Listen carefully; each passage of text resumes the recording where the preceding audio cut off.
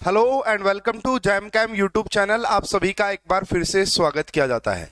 इस वीडियो में हम डिस्कस करेंगे आरपीएससी स्कूल लेक्चरर जो 2018 में भर्ती निकली थी, उसका जो क्वेश्चन पेपर जो कि 2020 में हुआ था। क्वेश्चन पेपर जो पेपर हुआ था वो 2020 में हुआ था, तो उसका हम केमिस्ट्री सब्जेक्ट का डिटेल सॉल्यूशन डिस्कस करेंगे। ठीक है, आरपीएससी स्कूल लेक्चरर 2020 में जो लेटेस्ट पेपर हुआ है आरपीएससी के द्वारा केमिस्ट्री का, उसका डिटेल सॉल्यूशन डिस्कस करेंगे। ये हमारा पार्ट नंबर 1 रहेगा। ऐसे ऐसे और भी बहुत सारे पार्ट्स लेके आऊंगा। इसमें हम पहले 20 क्वेश्चन डिस्कस करेंगे। ठीक है, तो चलिए भाई स्टार्ट करते हैं।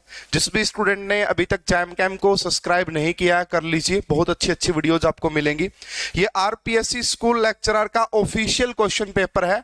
ये भर्ती 2018 में निकली थी, बट ये एग्जाम हुआ था 2020 के अंदर। इसका ये पार्ट 1 है। ठीक है, अगर आप आरपीएससी या फिर किसी भी पीजीटी केमिस्ट्री की प्रिपरेशन करना चाहते हैं तो आप पढ़ रहे आईआईटी जैम केमिस्ट्री ऐप के ऊपर हमारा पीजीटी केमिस्ट्री का जो कोर्स है वो ज्वाइन कर सकते हैं। ये 6 month validity and 1 year validity दोनों के लिए वहां पे दोनों का मिल जाएगा आपको, है ना। इसमें आपको कंप्लीट सिलेबस के video lecture, previous year questions का video solution and test series आपको मिल जाती है। इस नंबर पे कॉन्टैक्ट भी कर सकते हैं।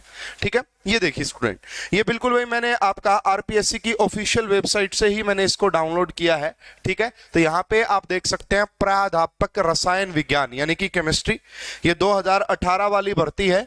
ठीक है, और ये जो पेपर हुआ था ये हुआ था 11 जनवरी 2020 को। 11 जनवरी 2020 को हुआ था। पेपर 2 है, केमिस्ट्री सब्जेक्ट का पेपर 2 ही होता है। 3 घंटे का ये पेपर होता है एंड इसमें 300 मार्क्स का ये पेपर होता है और 150 क्वेश्चन आते हैं। 150 क्वेश्चन आते हैं। अब ये 150 क्वेश्चन भी किस किस लेवल के होते हैं, हालांकि मैं आपको बता चुका हूं बहुत सारी वीडियोज में। तो इसमें से अगर मैं बताऊं स्टूडेंट आपको कि 150 लेवल किस किस के होते हैं भाई, है ना। 55 क्वेश्चन आते हैं 11-12 लेवल से। 11-12 लेवल के जो है 55 क्वेश्चन होते हैं केमिस्ट्री के।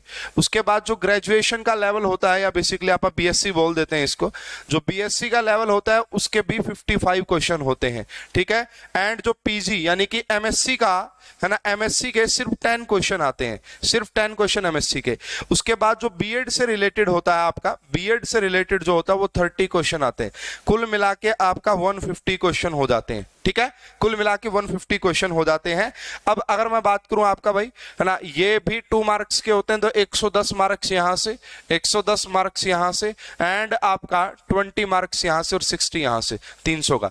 अब यहां से देखने को ये मिलता है कि 120 क्वेश्चन आते हैं टोटल केमिस्ट्री के।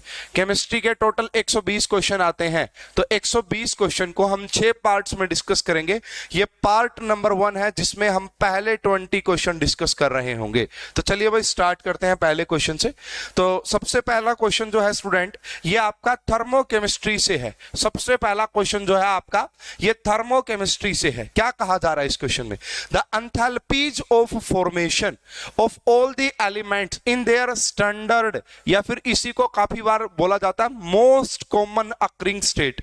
मोस्ट कॉमन अकरिंग स्टेट, देखिए ये इसकी बात की जा रही है, डेल्टा एच एफ नोट, ये इसी को एंथैल्पी ऑफ फॉर्मेशन बोला जाता है। इसकी जो डेफिनेशन होती है वो अपने आप में काफी ज्यादा इंपॉर्टेंट होती है। द एंथैल्पी चेंज या the change in energy when 1 mole of any compound form by it's most common occurring state. जैसे अगर आप मुझसे पूछोगे भाई, जैसे मैंने एक यहां पे लिया कार्बन ग्रेफाइट, इसका मैंने क्या कर दिया भाई, O2 के प्रेजेंस में कंबसन करवाया, तो यहां से CO2 निकली, कार्बन डाइऑक्साइड निकली। ठीक है, अब इस रिएक्शन की जो एंथैल्पी होगी delta H, heat of reaction जो होगी वो होगी enthalpy of formation of CO2 बोल सकते हैं, क्योंकि एक मोल बना है। ठीक है, और ये जो कार्बन ग्रेफाइट है ये इसकी स्टैंडर्ड स्टेट है। कार्बन ग्रेफाइट स्टैंडर्ड स्टेट है ना। स्टैंडर्ड स्टेट कैसे देखते हैं? जो भाई इजीली अवेलेबल हो जाओ, सस्ती हो, ठीक है, एंड जिसके ऊपर रिएक्शंस करना आसान हो, इस तरीके से देखा जाता है। तो अगर यहीं पे आप कार्बन डायमंड ले लेते, अगर आप यहीं पे कार्बन डायमंड ले लेते और CO2 बनती, बट यहां पे जो हीट ऑफ रिएक्शन होता not equal to enthalpy of formation of CO2। ठीक है ना, ये बात ध्यान रखना। अब इक्वल नहीं है क्योंकि carbon diamond is not most common occurring state. अब आपको ये बात पढ़ाई जाती है, जितनी भी आपका मोस्ट कॉमन अकरिंग स्टेट होती है, स्टैंडर्ड स्टेट होती है, उन सभी की एंथैल्पी ऑफ फॉर्मेशन किसके इक्वल मानी गई है? 0 के इक्वल। जैसे कार्बन ग्रेफाइट जो है इसकी एंथैल्पी ऑफ फॉर्मेशन 0 हो जाएगी। इसी प्रकार हाइड्रोजन H2 गैस की फॉर्म में पाया जाता है, ऑक्सीजन O2 गैस की फॉर्म में पाया जाता है। तो जितने भी आपका स्टैंडर्ड स्टेट होते हैं उन सब की एंथैल्पी ऑफ फॉर्मेशन को 0 माना जाता है, उन सब की एंथैल्पी ऑफ फॉर्मेशन को 0 माना जाता है। सो इस क्वेश्चन का करेक्ट आंसर हो जाएगा सेकंड वाला, यानी कि 0। तो ये पहला क्वेश्चन था स्टूडेंट, थर्मोकेमिस्ट्री से आप इसको बोल सकते हैं। ठीक है, नेक्स्ट क्वेश्चन भी आप जो देख पा रहे हैं ये भी आपका थर्मोकेमिस्ट्री से ही पूछा गया है, थर्मोकेमिस्ट्री से। यहां पे बोला है कि enthalpy of combustion of methane, graphite and dihydrogen are this. आपको बतानी है enthalpy of formation of methane, enthalpy of formation of methane. देखिए स्टूडेंट, सबसे पहले तो देखो कि आप बना कैसे सकते हैं मीथेन को। तो ये कार्बन ग्रेफाइट हो गया, प्लस में आपने इसकी रिएक्शन 2H2 गैस के साथ करवाई होगी और इसी से जाके आपका क्या मिल गया होगा? यहाँ पे 1 मोल मीथेन गैस मिल गई होगी, है ना? यही रिएक्शन हो रही है। अब यहाँ पे अगर आप देखेंगे स्टूडेंट, एंथैल्पी ऑफ फॉर्मेशन, है ना, हीट ऑफ रिएक्शन जो है वो किसके इक्वल हो जाएगी? यहां पे पहले लिखा जाता है प्रोडक्ट की एंथैल्पी ऑफ फॉर्मेशन। ठीक है, तो इसको आप लिख सकते हैं delta H formation of methane. ठीक है ना, ये रहा। अब ये भी H2 स्टैंडर्ड स्टेट है, माइनस लिखेंगे। हालांकि अगर आप लिखना चाहो तो एक और स्टेप लिख सकते हो कि enthalpy of formation of carbon, ठीक है, एंड प्लस में enthalpy of formation of H2। But ये दोनों ही क्या होती है स्टूडेंट? ये दोनों ही 0 होती है। इसकी भी वैल्यू 0 है, इसकी भी वैल्यू 0, क्योंकि ये स्टैंडर्ड स्टेट है। तो हीट ऑफ रिएक्शन इसके इक्वल होगी। दूसरा जो हीट ऑफ रिएक्शन का हमारे पास फॉर्मूला होता है फॉर कंबसन के लिए, वो क्या होगा? तो यहां पे आप लिखेंगे हीट ऑफ कंबसन किसकी भाई? पहले यहां पे लिखी जाती है रिएक्टेंट की। किसकी लिखी जाती है? रिएक्टेंट की। तो यहां पे रहा जी कार्बन, प्लस में 2 टाइम्स हीट, 2 टाइम्स क्यों? क्योंकि यहां पे 2 है भाई, आप आगे देख सकते हो। 2 times heat of combustion of H2 minus करेंगे heat of combustion of methane, heat of combustion of methane, इस तरीके से माइनस करेंगे। अब ये भी हीट ऑफ रिएक्शन, ये भी हीट ऑफ रिएक्शन। इनडायरेक्टली मैं ये कह सकता हूं कि enthalpy of formation of methane is equal to this. अब ये सब डाटा आपको क्वेश्चन में दे रखा है भाई, है ना। Enthalpy of combustion of graphite, enthalpy of combustion of graphite है दूसरे नंबर वाली, -393.5। ठीक है, -393.5 प्लस, ठीक है, 2 into में एंथैल्पी हाइड्रोजन वाली कितनी दे रखी है भाई? लास्ट में है डाइहाइड्रोजन की, -285.8। ठीक है, एंड माइनस करेंगे यहां से भी आप इसकी वैल्यू देख सकते हैं, इसकी वैल्यू 890 दे रखी है, -890.3 है शायद।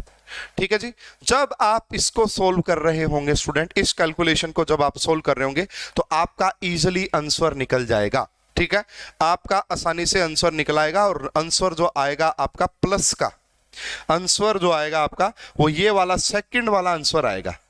आंसर जो आएगा वो आपका सेकंड वाला, प्लस की वैल्यू ये आ जाएगी। तो सिंपल है स्टूडेंट, ये भी थर्मोकेमिस्ट्री का क्वेश्चन था। पहले आपने एंथैल्पी ऑफ फॉर्मेशन कंबशन के इक्वल पुट किया, इसकी कैलकुलेशन को सोल्व किया, कैलकुलेशन को सोल्व करने के बाद आप इजीली इसका आंसर निकाल पाएंगे। +74.8 इज द करेक्ट आंसर। तो ये भी थर्मोकेमिस्ट्री से क्वेश्चन था। नेक्स्ट क्वेश्चन फिर से थर्मोडायनेमिक्स से है, लेकिन काफी ईजी क्वेश्चन है ये सारे 11th-12th लेवल के क्वेश्चन और 11th-12th में भी बड़े बेसिक लेवल के क्वेश्चन है। तो तीसरे नंबर का क्वेश्चन अगर देखें थर्मोडायनेमिक्स से ये है, in a process 701 joule of heat absorb. Yes, इस वर्ड के ऊपर बड़ा फोकस करना है स्टूडेंट। जहां पे भी हीट रिलीज होती है उसे नेगेटिव साइन से दिखाया जाता है, हीट एब्जॉर्ब हो तो उसे पॉजिटिव साइन से दिखाया जाता है। इसका मतलब मैं यहां पे ये लिख सकता हूं, अगर हीट एब्जॉर्ब हुई है तो क्या वो किसके इक्वल हो जाता है भाई? यहां पे +701 जूल, +701 जूल। उसके बाद है by a system 394 joule of work is done by the system. Work done by the system हो गया। तो what is the change in internal energy, तो work done by the system है तो W यहां पे माइनस का हो जाएगा स्टूडेंट, तो ये -394 अगर बाय द सिस्टम है तो। अब उसके बाद भाई सिंपली अपने को फॉर्मूला लगाना है, इंटरनल एनर्जी आपसे पूछी है तो delta U is equal to Q plus W होता है, ठीक है। तो ये 701 होगा, माइनस यहाँ पे वर्क डन कितना है जी, वर्क डन आपका 394 हो गया, ठीक है। इसको सोल्व करने पे आप इजीली अपना आंसर निकाल पाएंगे, ठीक है। 11 में से 4 गया 7 बचेगा, 9 में से 9 ही 0 आ जाएगा ये, एंड यहाँ पे आपका 307 आंसर आ जाएगा प्लस का। क्या आ जाएगा यहाँ पे 307। इस क्वेश्चन का भी करेक्ट आंसर सेकंड वाला आ रहा है, इस क्वेश्चन का भी करेक्ट आंसर सेकंड वाला आ रहा है 307 जूल, ठीक है जी। तो थर्मोडायनेमिक्स का बहुत ही इजी क्वेश्चन है ये भी, ठीक है भाई। नेक्स्ट क्वेश्चन की बात करते हैं, ये फिर से थर्मोडायनेमिक्स से है, ये फिर से थर्मोडायनेमिक्स से है। फॉर द रिएक्शन, यहां पे हमें ये पता लगा कि 2 क्लोरीन गैस के मॉलिक्यूल आपस में जुड़ के Cl2 गैस बना रहे हैं, तो बताइए कि delta H change in enthalpy कितना होगा एंड चेंज इन एंट्रोपी कितना होगा। देखिए स्टूडेंट्स, एंट्रोपी का मतलब होता है रैंडमनेस से, है ना। अगर कोई चीज, एक चीज 10 में टूट रही है तो रैंडमनेस बढ़ती है, और रैंडमनेस बढ़ती है तो एंट्रोपी भी बढ़ती है, और जब एंट्रोपी बढ़ती है उसे पॉजिटिव साइन से दिखाया जाता है। एंट्रोपी अगर कहीं पे बढ़ती है तो उसे पॉजिटिव साइन से दिखाया जाता है, एंट्रोपी अगर कम होती है तो उसे नेगेटिव साइन से दिखाया जाता है। तो यहां पे क्या हुआ स्टूडेंट, 2 क्लोरीन के एटम्स बोल सकते हो आपस में मिलके एक ही बना रहे हैं, इसका मतलब entropy is less than 0, entropy कम हो गई है, एंट्रोपी कम हो गई है, यानी कि एंट्रोपी नेगेटिव होगी। तो ये ऑप्शन काट दो एकदम से कि बोथ पॉजिटिव पॉसिबल नहीं है and S delta S positive possible नहीं है, ये दोनों तो पॉसिबल नहीं है। अब बोथ नेगेटिव या डेल्टा एच पॉजिटिव। अब देखिए स्टूडेंट, ये 2 आप सभी को पता है कि क्लोरीन Cl2 गैस की फॉर्म में ही पाया जाता है, तो यहां पे 2 क्लोरीन के मॉलिक्यूल है, जब वो, है ना, ये अनस्टेबल रहे होंगे, जब ये मिलेंगे Cl2 गैस बनाएंगे तो एक अमाउंट ऑफ एनर्जी रिलीज होगी, है ना। अनस्टेबिलिटी से स्टेबिलिटी की तरफ जा रहे हो, अनस्टेबिलिटी इसलिए कि इनकी एनर्जी ज्यादा थी, इनकी एनर्जी कम है, तो यहां पे क्या होगा, एक अमाउंट ऑफ एनर्जी रिलीज हो गया। और जब भी अमाउंट ऑफ एनर्जी रिलीज होती है उसका साइन भी कैसा होता है, नेगेटिव होता है, उसका साइन भी कैसा होता है स्टूडेंट, नेगेटिव होता है। अमाउंट ऑफ एनर्जी भी रिलीज होगी तो इसका आंसर ये आ जाएगा कि बोथ नेगेटिव। इसका आंसर क्या आ जाएगा, both negative. Delta H positive होने वाला नहीं है क्योंकि यहां पे हीट रिलीज हो रही है, अगर हीट रिलीज होती है तो उसे हम नेगेटिव साइन से ही रिप्रेजेंट करते हैं, ठीक है। नेक्स्ट क्वेश्चन ये भाई आपका अब आ गया है ऑर्गेनिक केमिस्ट्री से, ठीक है। क्वेश्चन नंबर 5 है, ये कह रहे हैं sodium salt which of acid will be needed to preparation of propane. इसको नोट करें स्टूडेंट, प्रोपेन किससे बनेगा, किसका डी कार्बोक्सिलेशन करवाएं, किस कार्बोक्सिलिक एसिड का डी कार्बोक्सिलेशन करवाएं कि आपको प्रोपेन मिल जाए। देखिए स्टूडेंट, सीधी सी फंडा ये रहता है यहाँ पे भाई, मैं अगर आपको बताऊं नेक्स्ट स्लाइड में, सीधा सा फंडा क्या रहता है, ये आपका R हो गया, यहाँ पे COONA हो गया, ठीक है ना, ये रहा जी। जब आप इसका डी कार्बोक्सिलेशन करवाते हैं, क्या करवाते हैं, डी कार्बोक्सिलेशन, सी लिख देता हूं, तो यहां पे इसको हटा के इस पूरे को, यहां से क्या निकलता है, एक तो CO2 बाहर निकल जाती है, प्लस में NaOH, जो भी आप बाहर निकालो निकाल देना, यानी कि यहां पे ये जो R बचता है ना, इसको हटा के ये जो R बचता है इसकी जगह H लगता है, यहां पे बस क्या लगता है, इसकी जगह H लगता है। समझ में आई बात, ये जो पूरा हटेगा COONA हटेगा, सिर्फ R बचेगा और इसके ऊपर H लगता है। तो देखिए अगर हम चलें पहले ऑप्शन में, अगर हम चलें यहाँ पे 1 2, ये तो पूरा हट ही जाएगा, है ना, तो यहां तो इथेन बनेगा, प्रोपेन नहीं बन सकता यहां से, तो ये तो हटा दो, प्रोपेन नहीं बन सकता। यहां से देखिए, जब यहां से हटेगा, मान लो यहां पे CH2 लगेगा, और इसको अगर आप देख पा रहे हो student, this is propane, this is your propane, B is the correct answer. Second इस क्वेश्चन का करेक्ट आंसर आएगा। नेक्स्ट ऑप्शन में देखोगे तो सिर्फ मीथेन बनेगा, है ना, क्योंकि ये पूरी चीज हटती है, सिर्फ मीथेन। इसको देखोगे तो ब्यूटेन बनेगा, इसको देखोगे तो ब्यूटेन बनेगा। हमसे पूछा था कि बताइए प्रोपेन किसके अंदर बनेगा, तो प्रोपेन सेकंड वाले के अंदर ही बनेगा, ठीक है। तो second is the correct answer. Organic chemistry, D carboxylation का ये क्वेश्चन था। नेक्स्ट क्वेश्चन की बात कर लेते हैं स्टूडेंट। ये भी ऑर्गेनिक केमिस्ट्री से क्वेश्चन, डायरेक्ट याद रखने वाला क्वेश्चन होता है स्टूडेंट, इसमें समझाने का ज्यादा नहीं होता। Question number 6, the rate of reaction of alkenes is highest with which of the following halogen, है ना। देखिए भाई, हैलोजिनेशन रिएक्शन पढ़ाई जाती है आपको, जो कि फ्री रेडिकल मैकेनिज्म से जाती है। तो ये पूछ रहे हैं कि रेट ऑफ रिएक्शन किसके केस में सबसे ज्यादा होगा। तो ये सिंपल सा फंडा है भाई, F2 के केस में सबसे ज्यादा, फिर Cl2, फिर आपका Br2 एंड फिर आपका I2। ये आपका होता है जी रेट हैलोजेंस के केस में। तो इस प्रोस्पेक्टिव से, इस पॉइंट ऑफ व्यू से इस क्वेश्चन का करेक्ट आंसर फर्स्ट आ जाएगा। डायरेक्ट आपको ये बुक्स में पढ़ाया जाता है ना, समझ में आ गया होगा आपको। ठीक है, नेक्स्ट क्वेश्चन की बात कर लेते हैं स्टूडेंट। ये भी देखिए, ये कह रहा है the reactivity of addition which of the following hydrogen halide is highest with alkenes. आपने ऐसी बहुत सारी रिएक्शन देखी होंगी स्टूडेंट। मान लीजिए कि आपने यहाँ पे CH2 डबल बॉन्ड CH2 लिया और आपने इसकी रिएक्शन HX के साथ करवाई होगी, है ना। तो ये बोल रहा है कि रिएक्टिविटी का ऑर्डर बताइए। देखिए यहाँ पे हम जो पहला स्टेप यूज करते हैं ना, वो कुछ इसी तरीके से यूज करते हैं कि यहाँ पे CH3 एंड एक जगह तो H लग गया और दूसरी जगह क्या आ जाता है भाई, देखिए ये होगा, और दूसरी जगह आपका आता है पॉजिटिव, और उसके बाद ये X नेगेटिव फिर यहां से अटैक कर देता है इस टाइप से। तो इसमें आप ये देखिए कि ये HX बॉन्ड सबसे वीक कहां पे होगा, HX बॉन्ड सबसे वीक कहां पे होगा। तो HX बॉन्ड सबसे वीक होता है इसके अंदर। क्यों? क्योंकि यहां पे ओवरलैपिंग, ये बॉन्ड बहुत ही लंबा है, बिल्कुल आसानी से टूट जाएगा। यहां पे 1s एंड आयोडीन तो कहां पे जाके, यानी कि ओवरलैपिंग बहुत वीक है, HI बॉन्ड आसानी से टूट जाएगा। तो यही है। और उसके बाद इनमें सबसे ज्यादा एसिडिक भी अगर बात करोगे तो HI ही सबसे ज्यादा एसिडिक होता है, क्योंकि जब आप H पॉजिटिव निकालोगे I नेगेटिव सबसे ज्यादा स्टेबलाइज होता है, I नेगेटिव सबसे ज्यादा स्टेबलाइज होता है। ये भी इसका एक फंडा रहता है। तो इस पॉइंट ऑफ व्यू से कि सबसे ज्यादा जो रिएक्टिव वो HI होगा विद अल्कीन, HI सबसे ज्यादा रिएक्टिव होता है। Fourth is the correct answer. ठीक है, नेक्स्ट क्वेश्चन ये देखिए भाई, ओजोनोलिसिस का क्वेश्चन है, बिल्कुल इजी क्वेश्चन है ये। ठीक है, बहुत इजी क्वेश्चन है ये सारे। ओजोनोलिसिस आपको करवाना है, alkenes give propane two own, भाई एक तो प्रोपेन टू ओन मिल जाए और दूसरा मिथेनॉल मिल जाए।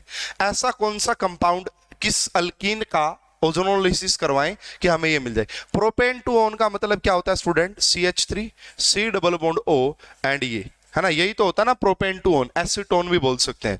प्लस में मिथेनॉल का मतलब क्या होता है भाई, HC डबल बॉन्ड OH।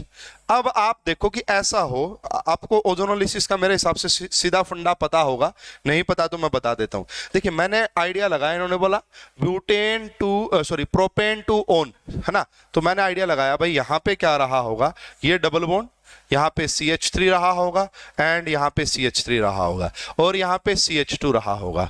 ठीक है, जब आप इसका ओजोनोलिसिस करते हैं तो ओजोनोलिसिस का सीधा सा फंडा होता है कि आप इस बॉन्ड को तोड़ दीजिए, यहाँ से इसको भी C डबल बॉन्ड O दे दो और इसको भी C डबल बॉन्ड O दे दो। जब आप इसको C डबल बॉन्ड O देंगे तो क्या बनेगा, CH3 C double bond O CH3, जो कि आपका एसीटोन होता है and this is your formaldehyde. इसी को मिथेनॉल भी बोला जाता है। इसका मतलब आपका जो अल्कीन होगा वो ये वाला होगा और इसका नाम बनेगा जी, 2 के ऊपर लग गया methyl, 2 methyl propene, 2 methyl propene, है ना। क्या आंसर आ जाएगा, 2 मिथाइल प्रोपीन। तो पहला जो ऑप्शन यहां पे दिया हुआ कि ब्यूट 2 इन, ये नहीं पॉसिबल होगा। प्रोप 1 इन भी पॉसिबल नहीं होगा। 2 methyl propene, yes 2 methyl propene is the correct answer. तो ओजोनोलिसिस का सीधा सा फंडा होता है कि जो डबल बॉन्ड लगा हुआ उसको तोड़ के दोनों साइड डबल बॉन्ड O दे दीजिए, आपका वहां पे एल्डिहाइड या जो भी बनना है वो बन जाएगा।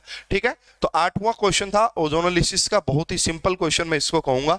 ठीक है, नेक्स्ट क्वेश्चन की बात करते हैं। यस भाई, बहुत बढ़िया, ये भी काफी इंपॉर्टेंट है और ऐसा क्वेश्चन भाई हरियाणा का जो HTET होता है उसमें भी पूछा गया था ऐसा क्वेश्चन, पहला ही क्वेश्चन था ये HTET का। तो ये देखिए कार्बन कार्बन का ट्रिपल बॉन्ड नजर आ रहा है, यहाँ पे Hg, ये हाइड्रोलिसिस है, बेसिकली एसिडिक हाइड्रोलिसिस है अल्काइन का।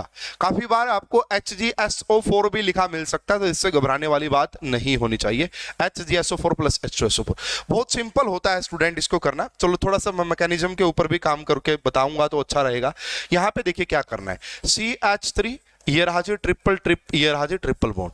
अब आपने सबसे पहले क्या करना है, इस बॉन्ड को तोड़ देना भाई, इस बॉन्ड को एक साइड तोड़ दो। यहाँ पे मान लो आपने इस बॉन्ड को यहाँ पे तोड़ा, तो जैसे यहाँ पे तोड़ा होगा CH3, इसके ऊपर मान लेते हैं कि यहाँ पे तोड़ा तो पॉजिटिव चार्ज आ गया, डबल बॉन्ड CH2 बन गया, या हाइड्रोजन वहां से पानी से आ गया।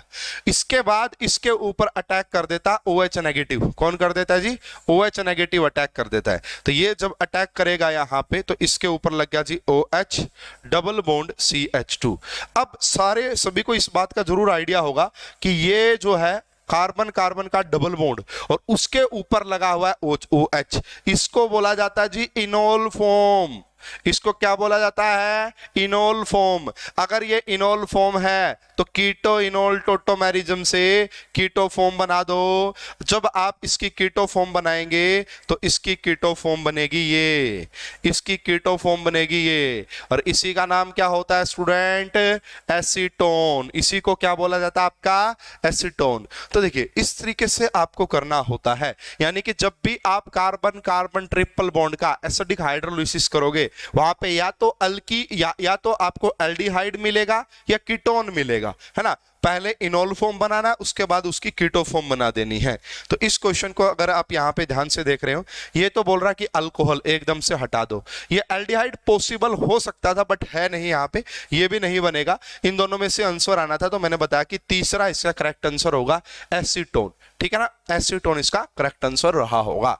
चलिए नेक्स्ट क्वेश्चन की बात कर लेते हैं स्टूडेंट। नेक्स्ट क्वेश्चन क्या बोल रहा है? यस, बहुत सिंपल क्वेश्चन है स्टूडेंट, ये भी आपका फ्री रेडिकल मैकेनिज्म से जाता है।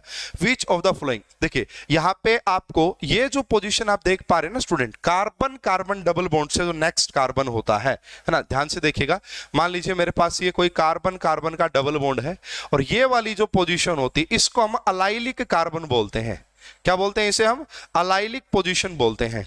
तो जब भी आपको क्या दिख जाए, है ना, कोई अलाइलिक पोजीशन दिख जाए, Br2 हो, लाइट या फिर यहां पे हीट का सोर्स दिया हो, या कई बार वहां पे आपको NBS भी लिखा मिल सकता है, एन ब्रोमोसक्सिनिमाइड, NBS भी लिखा मिल सकता है। इसका भी एक ही मतलब है, NBS हो या फिर Br2 हो, तो आपने क्या करना है? अलाइलिक पोजीशन पे Br लगा देना है। आपने क्या करना है? अलाइलिक पोजीशन पे Br लगा देना है। तो देखिए स्टूडेंट, यहां पे क्या किया कि इन्होंने तो कुछ अलग ही कर दिया, डबल बॉन्ड ही हटा दिया, ऐसा नहीं है। ये भी कुछ पॉसिबल नहीं है, ये भी कुछ पॉसिबल नहीं है। सिंपली इसका आंसर फर्स्ट आ जाएगा, यानी कि ये देखिए ये अलाइलिक कार्बन था, इसके ऊपर आपने Br लगा देना है। अलाइलिक कार्बन था, इसके ऊपर आपने Br लगा देना है। तो जब भी आपको NBS लाइट की प्रेजेंस में दिखे, तो जो भी अलाइलिक पोजीशन हो उसके ऊपर Br लगा देना, है ना, Br लगा देना भाई। ठीक है, तो इस क्वेश्चन का करेक्ट आंसर फर्स्ट आ जाएगा। ये हमारी अलाइलिक ये भी है, यहां पे भी आप Br लगा सकते हो, लेकिन एक जगह ही लगाना होगा। यहाँ पे भी लिमिट रहती है भाई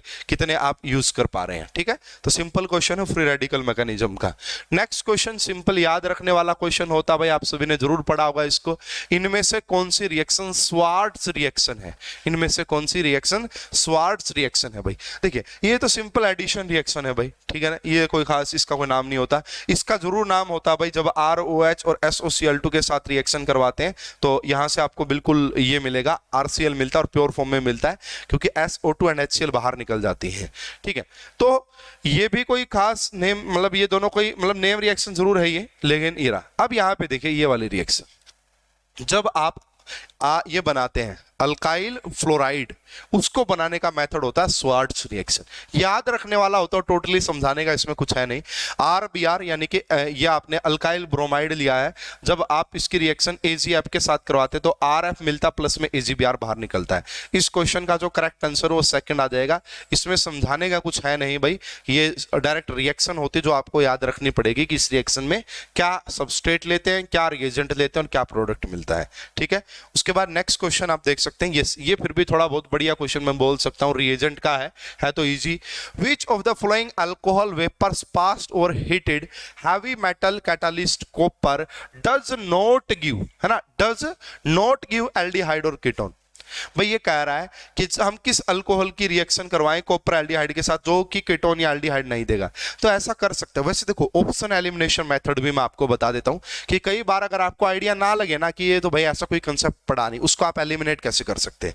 आपने देखा यार ये मेरा प्राइमरी अल्कोहल है, ठीक है, आपने देखा यार ये मेरा प्राइमरी अल्कोहल है, ये सेकेंडरी अल्कोहल है, है ना, ये सेकेंडरी अल्कोहल है। सिर्फ एक ही ऐसा दे रखा है 3 डिग्री अल्कोहल, ये 3 डिग्री अल्कोहल दे रखा है। तो प्राइमरी तो होने से रहा, सेकेंडरी बीच की बात आ गई, ठीक है। तो 3 डिग्री, इसका आंसर 3 डिग्री अल्कोहल आएगा। वैसे भी आप आइडिया लगाइए कि कोई भी अल्कोहल एल्डिहाइड और कीटोन में कब कन्वर्ट होता है, यानी कि उसका ऑक्सीडेशन होता है, उसका ऑक्सीडेशन होता है। अब यहाँ पे ऑलरेडी इसके ऊपर 3 कार्बन लगे हुए हैं, डबल बॉन्ड O कैसे लगा दोगे आप, मेरी बात समझिए आप ध्यान से, मैं क्या कहना चाह रहा हूं।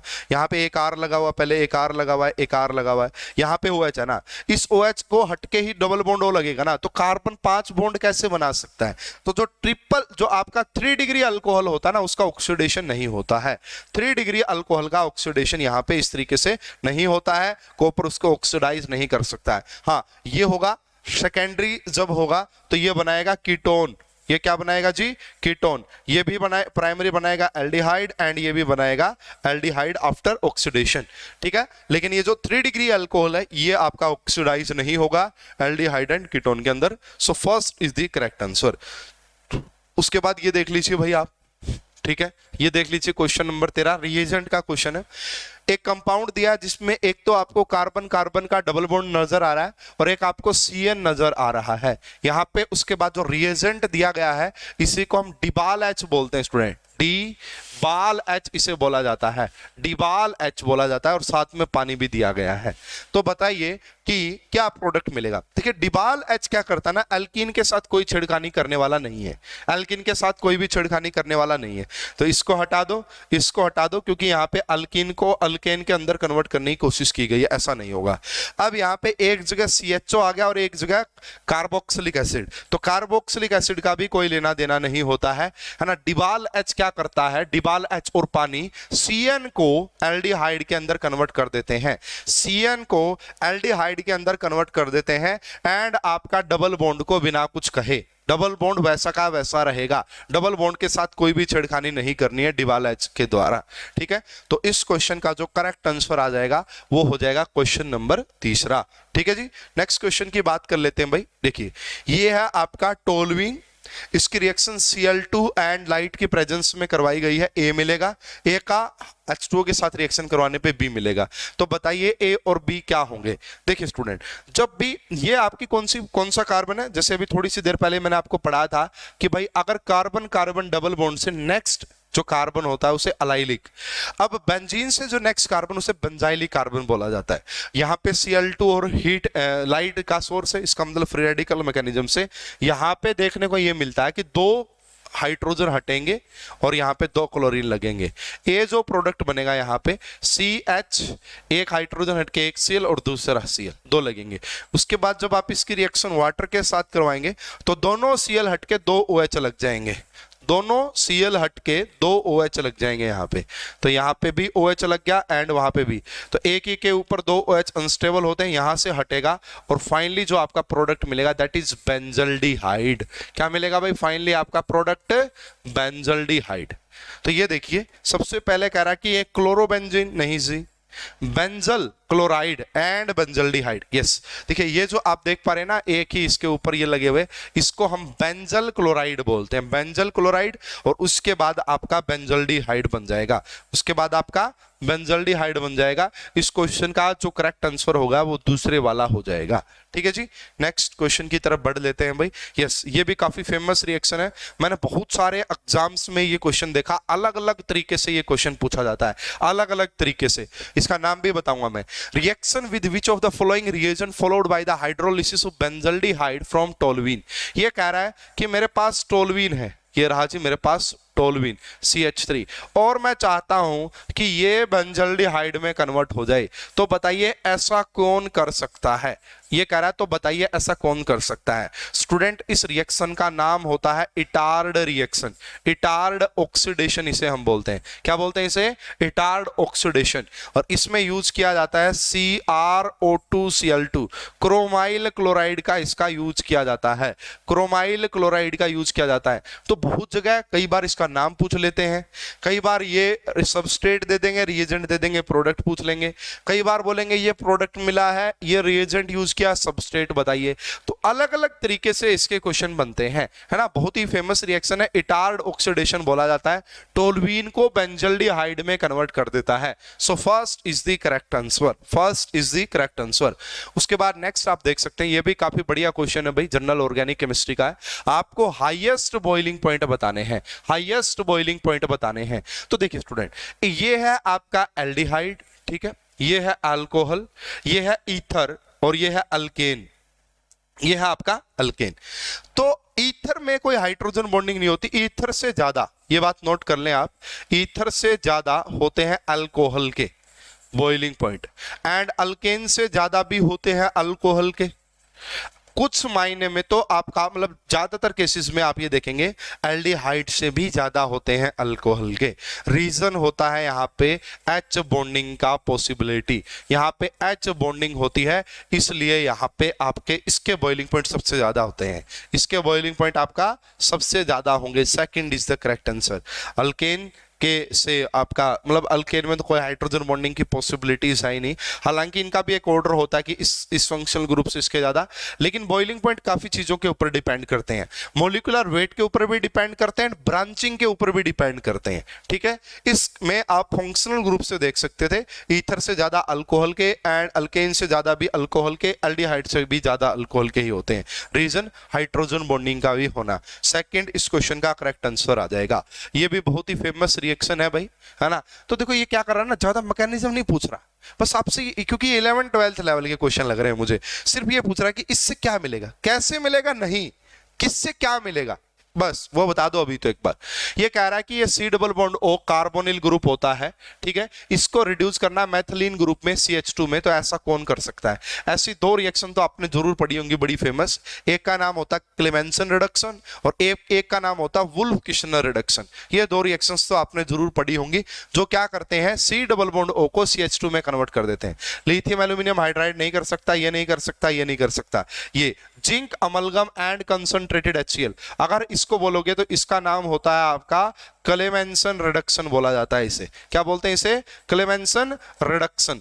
दूसरे में हाइड्रोजन एंड बेस लिया जाता है ना, उसका नाम होता है, एक और रिएक्शन होती है जो ये सेम काम करती है, उसका नाम होता है wolf किशनर reduction, wolf किशनर reduction.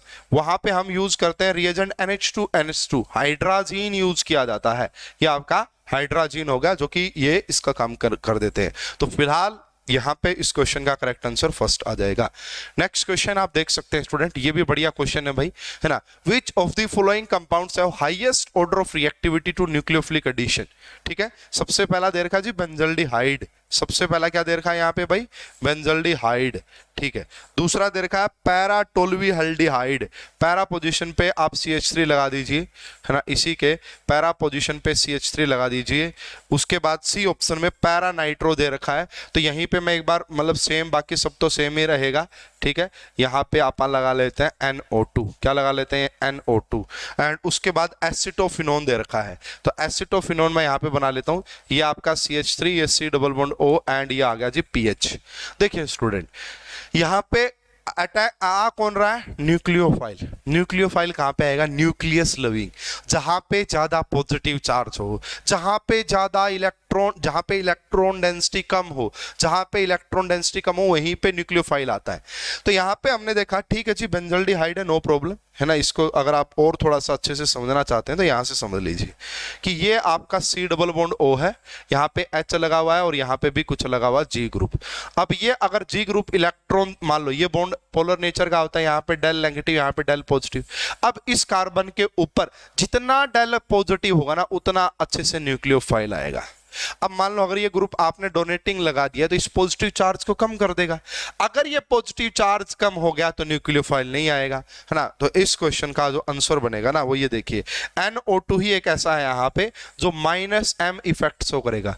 -M effect से ये क्या करेगा, इलेक्ट्रॉन डेंसिटी को खींच लेगा, यहाँ पे ज्यादा डेल पॉजिटिव डेवलप हो जाएगा, अगर ज्यादा डेवलप हो जाएगा तो न्यूक्लियोफाइल खुशी खुशी आएगा, ठीक है। न्यूक्लियोफाइल खुशी खुशी आएगा। सो इसका जो करेक्ट आंसर होगा दैट इज 3 पैरा नाइट्रोबेंजल्डिहाइड, क्योंकि ये -m लगेगा, -m की वजह से यहाँ पे इलेक्ट्रॉन डेंसिटी कम हो जाएगी, इलेक्ट्रॉन डेंसिटी कम होगी तो न्यूक्लियोफाइल अच्छे से खुशी खुशी से आएगा।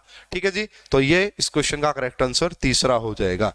नेक्स्ट क्वेश्चन की बात कर लेते हैं भाई। तो देखिए सबसे पहले आपको यहाँ पे दे रखा है ये बेंजाइल अल्कोहल है बेसिकली, इसकी OH एंड ये Br, तो ये होगी SN1 रिएक्शन है ना, क्योंकि यहाँ पे कार्बोकाइट्रन काफी ज्यादा स्टेबलाइज है, स्टेबलाइज होगा। सबसे पहले बनेगा C6H5CH2Br, उसके बाद KCN, इसको फिर से SN रिएक्शन हो जाएगी, ये इसको फिर से रिप्लेस करेगा CH2 एंड यहाँ पे CN लग जाएगा।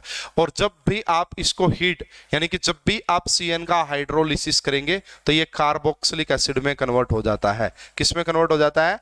कार्बोक्सिलिक एसिड में। जब भी साइनाइड का एसिडिक हाइड्रोलिसिस किया जाएगा इसके अंदर कन्वर्ट हो जाएगा। तो क्या ये बेंजोइक एसिड है? नहीं। C6H5 के डायरेक्ट CHO होता तो ये बेंजोइक एसिड होता, नहीं है। तो ये है फिनाइल इथेनोइक एसिड। क्या है ये भाई? इसका नाम होता है फिनाइल इथेनोइक एसिड, इसे बोला जाएगा phenyl ethanoic acid. So second is the correct answer. देखिए पहले यहाँ पे Br ने OH नेगेटिव को सब्स्टिट्यूट किया, फिर Cn नेगेटिव ने इसको सब्स्टिट्यूट किया, उसके बाद आपने इसका एसिडिक हाइड्रोलिसिस किया जिससे कि CN कार्बोक्सिलिक एसिड में कन्वर्ट हो जाता है। सो करेक्ट आंसर सेकंड आ जाएगा। यस, ये भी काफी फेमस रिएक्शन है भाई, आप सभी ने अगर इसका नाम नहीं सुना तो HVZ नाम की रिएक्शन होती है। HVZ काफी बार तो ये भी पूछा जाता है कि इनमें से कौन सा carboxylic acid HVZ reaction show करेगा, इनमें से कौन सा carboxylic acid HVZ reaction show करेगा। तो इसकी खास बात ये होती है HVZ रिएक्शन वही कार्बोक्सिलिक एसिड शो करते हैं जिनके पास अल्फा हाइड्रोजन होता है, जिनके पास अल्फा हाइड्रोजन होता है। तो यहाँ पे देखिए, तो ये CH3 CH2 CH2 एंड ये होगा C डबल बॉन्ड OH।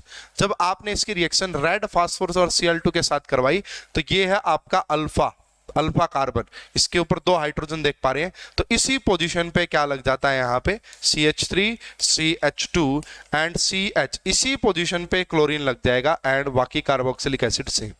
इस रिएक्शन का नाम होता है HVZ। यहाँ पे आपने अल्फा हेलोजन बनाना होता है बस, है ना। तो यहाँ पे देखिए जब आप इसका नाम यूज कर रहे होंगे तो यहाँ से 1 2 3 4, तो 2 के ऊपर क्या लग गया? 2 क्लोरो ब्यूटेनोइक एसिड। क्या आ जाएगा जी? 2 क्लोरो ब्यूटेनोइक एसिड। ठीक है, तो इस क्वेश्चन का जो करेक्ट आंसर वो पहला आ जाएगा। तो ये थे भाई हमारे पहले 20 क्वेश्चन। ठीक है, और ये जो क्वेश्चंस अभी हमने किए हैं पहले 20 क्वेश्चन, ये 11th-12th लेवल के ही थे, ज्यादा टफ नहीं है, ज्यादा कंसेप्ट का यूज नहीं हो रहा है। हालांकि मैंने पूरा पेपर देखा है, कोई ज्यादा टफ पेपर नहीं आता है। ठीक है, इजी पेपर आता है, बेसिक कंसेप्ट स्ट्रॉन्ग है, कुछ ग्रेजुएशन लेवल के भी टॉपिक आपके अच्छे लेवल के तैयार है, तो आप इजीली क्रैक कर पाएंगे। होप कि ये वीडियो आपको काफी हेल्पफुल लगी होगी और काफी हद तक आपको आइडिया भी लग गया होगा कि किस टाइप के क्वेश्चन आपसे पूछे जाते हैं। ठीक है, तो ऐसे ऐसे ही हम इसको, जो अभी तो 20 क्वेश्चन ही हुए, 120 क्वेश्चन है केमिस्ट्री के, सारे डिस्कस करेंगे। और जो भी बच्चा डेडिकेटेड तरीके से तैयारी करना चाहता है कि सर ये कंसेप्ट समझ में नहीं आ रहे, आप कैसे कहाँ से यूज कर रहे हैं, तो हमारा जो कोर्स है पढ़ रहे IIT JAM केमिस्ट्री ऐप के ऊपर, आपकी बहुत बेहतरीन तैयारी करवा देगा, आपका सिलेक्शन करवा देगा। ठीक है, इस वीडियो के देखने के लिए आप सभी का बहुत बहुत धन्यवाद। Thank you.